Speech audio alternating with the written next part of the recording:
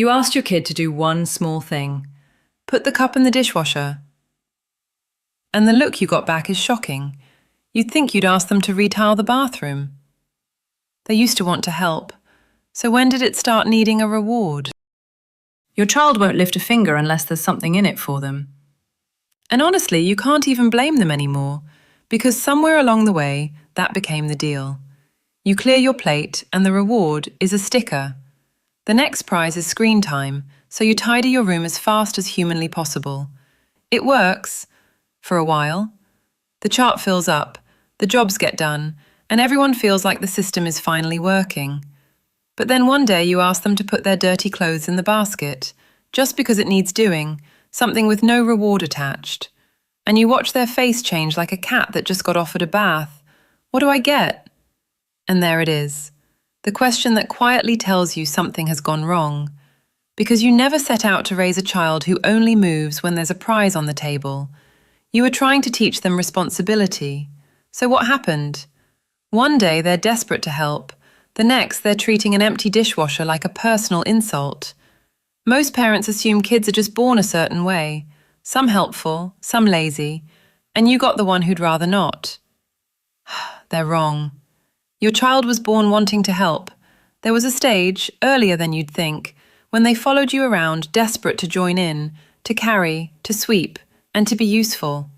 Without ever meaning to, most of us trained that instinct right out of them. There's a country on the other side of the world that never did. In Japan, a 5-year-old will quietly wipe down their own classroom floor at the end of the day.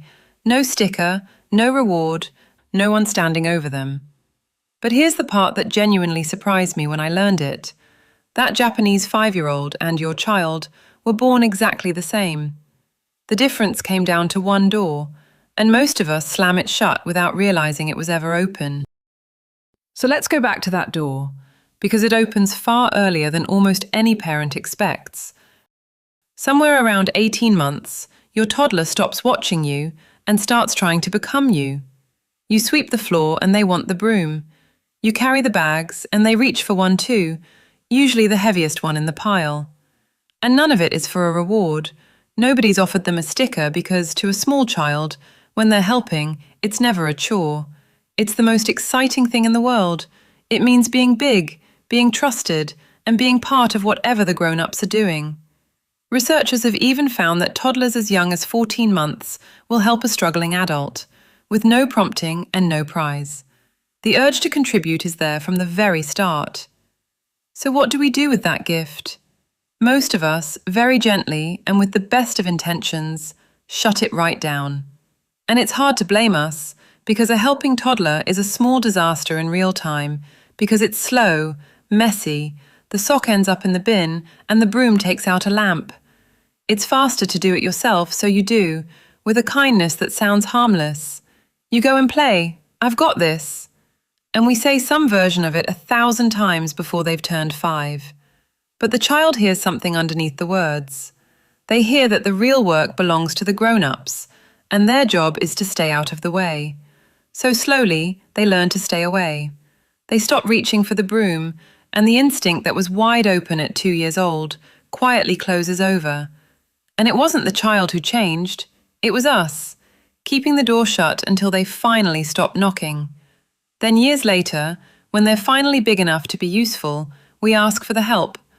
And we're baffled when it's met with a sigh and a hand held out for payment. We didn't raise a lazy child. We took a willing one, taught them their help wasn't wanted, and acted surprised when they believed us. But here's the thing. Somewhere on the other side of the world, there's a whole country that never once shut that door. And what they do instead changes everything. Which brings us back to Japan. The difference isn't that Japanese children are born more helpful, it's that the door we close, they leave open.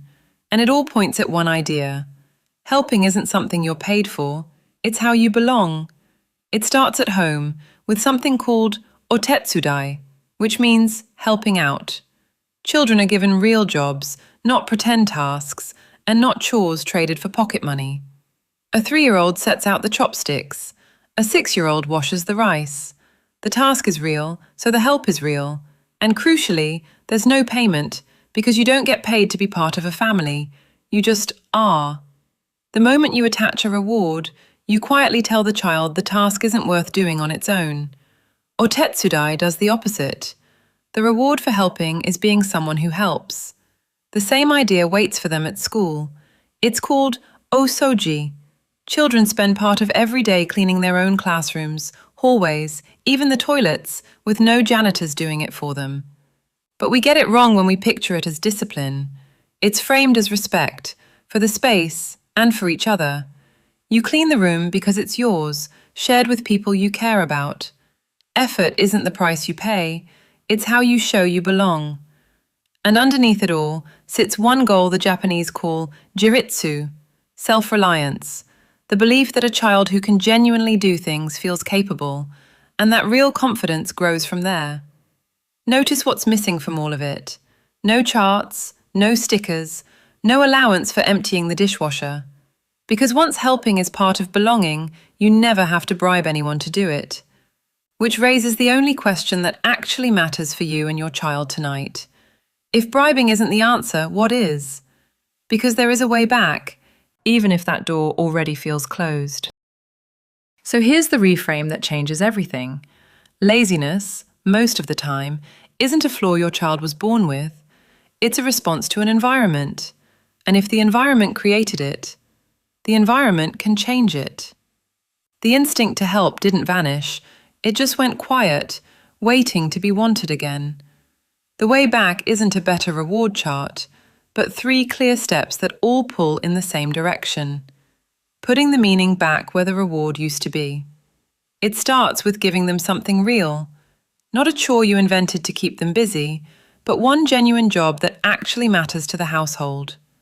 A small child can set the table, an older one can run dinner one night a week. What the task is matters less than the fact that it's real, because a real job is what tells them the trust behind it is real too. The second step feels backwards, and it's this: take the reward away. The sticker and the allowance are the very things that taught them helping is something you'd only do if you were paid, so you have to uncouple the two. Pocket money can still exist. It just stops being wages for belonging to the family. Here, we help because we live here. That's the whole deal. And then comes the hardest step of all, letting them do it badly. The juice is going to end up on the worktop, and you have to let it, because the moment you hover, or quietly redo their work the second they walk away, you've told them it was never really theirs in the first place. So that's the whole solution, really. 3 steps and a single idea behind them. Hand over something real, stop paying for it, and let it be imperfectly theirs. Because the moment a child realizes they're being counted on rather than managed, something shifts, and the helper you thought you'd lost quietly starts finding their way back. And once you watch it happen, once you see a child choose to help with nothing offered in return, you understand what was really going on the whole time. Because maybe the most important thing to remember is this: your child was never lazy. They were waiting to be needed, the way they were at 2, reaching for the broom. Every sticker and every "good job" was us trying to manufacture something they were born already wanting to give. And the quiet question underneath all of it, the one they'd been asking since before they could speak, is this: am I a real part of this family, or just a guest being managed? Tonight, you get to start answering it differently. If you know a parent deep in the sticker chart wars right now, send them this video. And if you're raising a little one yourself, tell me, what's the one job you're finally going to hand over? Let me know in the comments. And if you're curious what else cultures around the world have figured out about raising capable, connected children, subscribe. There's plenty more to explore.